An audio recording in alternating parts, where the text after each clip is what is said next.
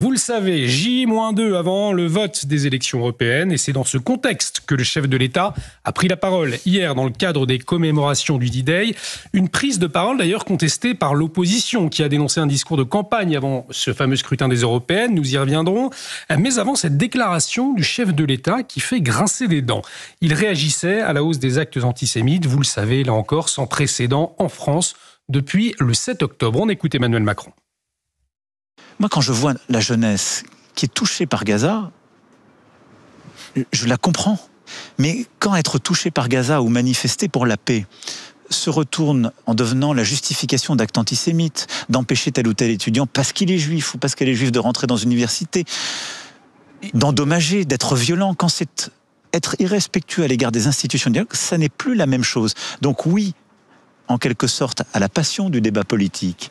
Oui, à l'émotion, parce que nous le vivons parfois dans nos chairs, mais ça doit se faire dans un cadre respectueux.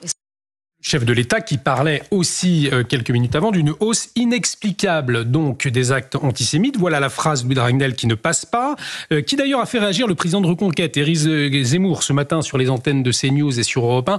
On va l'écouter, je vous donne la parole ensuite.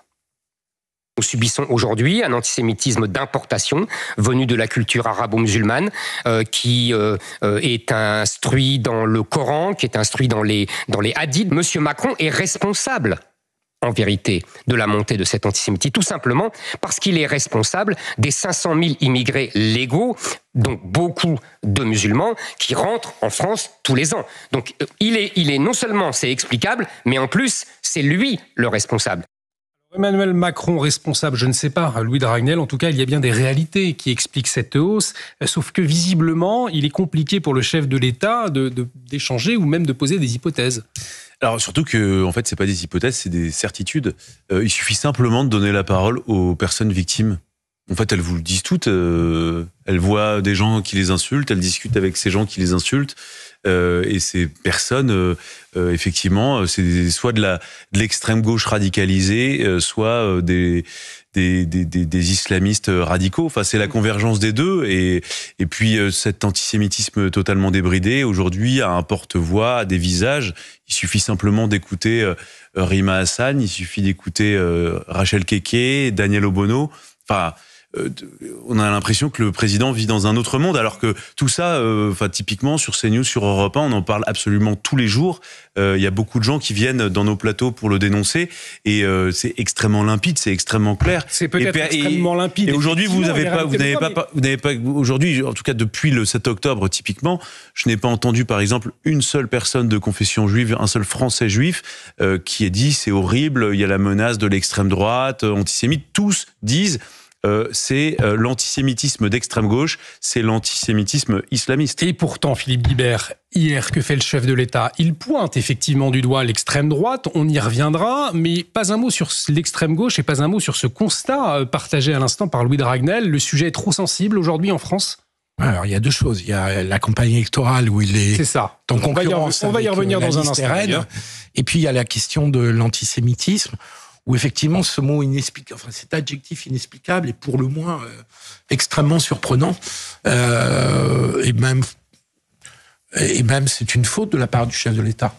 On peut pas, quand on est chef de l'État, expliquer au bout de 8 mois d'augmentation des actes antisémites que tout ça est inexplicable, d'où ça vient, d'où ça sort.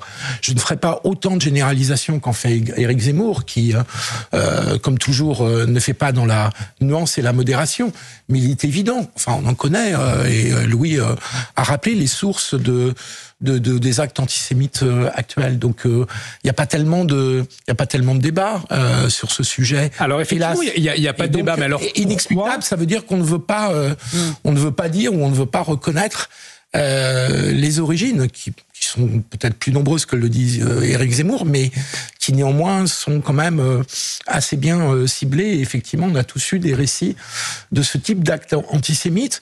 Et voilà, donc à quoi ça sert exactement quand on est chef de l'État de vouloir glisser sous le tapis un certain nombre de choses? Moi, je pense qu'à chaque fois qu'on glisse sous le tapis des réalités, fussent-elles dérangeantes, fussent-elles choquantes, je pense qu'on donne du grain à moudre à ses adversaires. Et peut-être effectivement qu'il a peur des conséquences aussi, le chef de l'État, en parlant d'une hausse il crée la crainte des conséquences. C'est-à-dire qu'en n'affirmant pas de manière claire, sans ambiguïté, d'où vient la menace, comment on doit la combattre et jusqu'où on doit la combattre, il laisse prospérer ce discours. Gabriel Cluzel et puis Véronique Jacquier. C'est quand même très compliqué d'agir parce qu'on ne veut même pas poser le constat. C'est quand même le déni absolu. Nous ne sommes plus en démocratie, d'ailleurs, nous sommes en dénicratie. Cette réflexion me rappelle celle de Clément Beaune aussi, auquel on avait demandé mais d'où vient la délinquance dans les transports en commun. Il a dit je sais pas. Et je crois qu'il y a Yael Braun-Pivet aussi, il y a quelques mois, quand on lui avait parlé de l'antisémitisme, avait dit je sais pas d'où il vient. Donc en réalité, j'ai plus de doutes sur Yael. Je vous le retrouverai si vous voulez parce que c'était au micro, j'en suis presque sûre, de Sonia Mabrouk.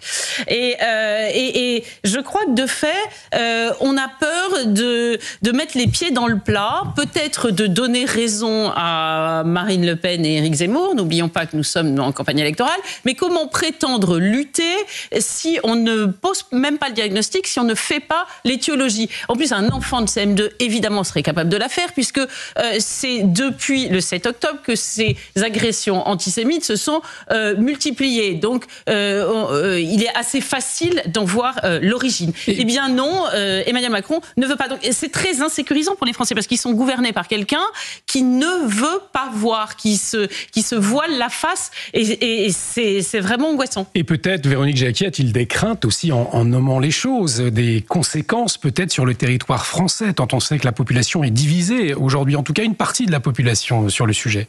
Oui, je pense qu'Emmanuel Macron n'a quand même pas oublié le bilan des émeutes de juillet 2023 et c'est pour ça qu'il reste prudent. Il sait que on marche quand même sur des braises. Hein. Les maires sont des sentinelles. Moi, je connais des maires de Seine-Saint-Denis qui disent le climat est bien plus chaud que lors de juillet 2023 à cause de l'importation du conflit israélo-palestinien. Donc, je pense que c'est pour cela qu'il fait attention.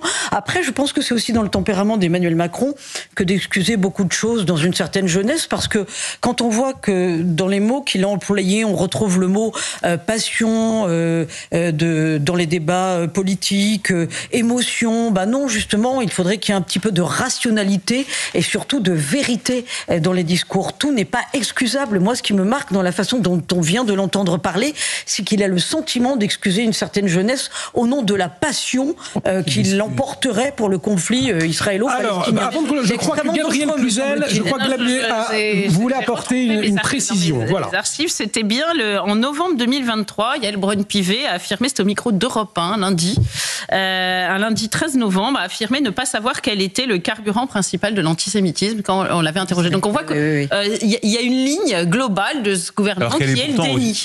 Et pourtant, elle en est souvent la Louis Dragnel.